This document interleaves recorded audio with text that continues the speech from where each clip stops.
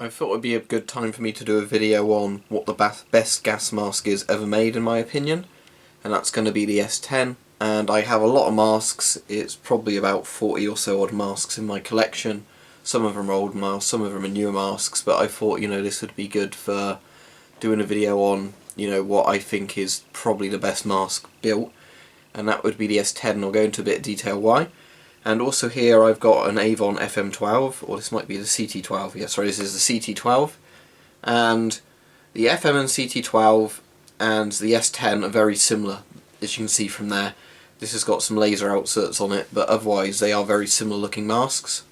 And personally I think I slightly prefer the CT12 to the S10, but it's very minor, the things I like about both or don't like about both, so I think personally I would go for this one, the CT12 over the S10, but the S10 is the fundamental original mask, so not the two. So basically, for what I'd qualify it to be a good mask, or a very good mask, like the best mask, it would have to be a 40mm filter mask. So that's what that is there, the 40mm filter.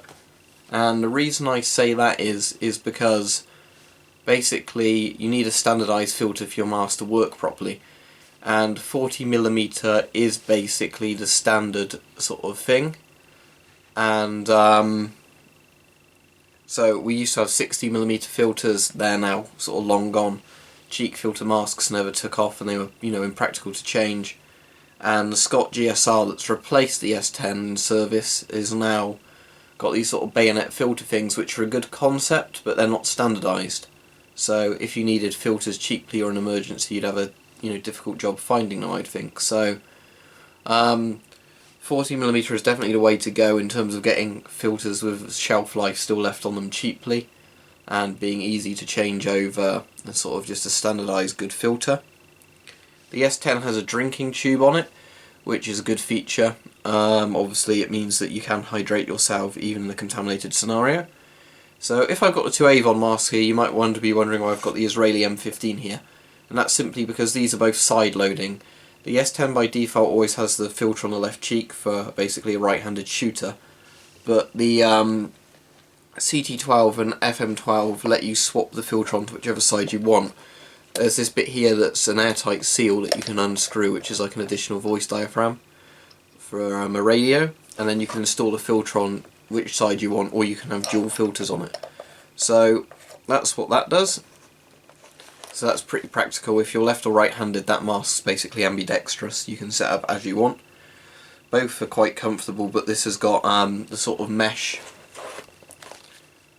strap on it, which in my opinion is better than what the S10 has with its rubber straps, because the rubber straps aren't quite as comfortable to have on your head, but that is good enough. And as I said, the S10 I think overall for what features you get on it and the low sort of price for getting ones that are still relatively new is very good.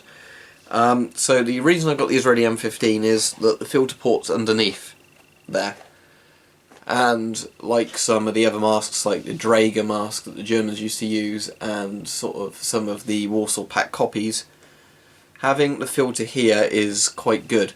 Although I don't like it if the filter's directly there. It's very good if you've got a filter hose connected to the mask and the filter somewhere else in the satchel, but not if you have the filter directly here, because if you look down slightly the filter will start bumping into you.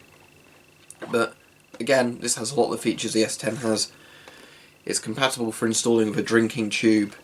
It's a very comfortable face mould. All these masks offer very good visibility, so you can see well in them, because that's the problem with other masks. They don't mist up at all.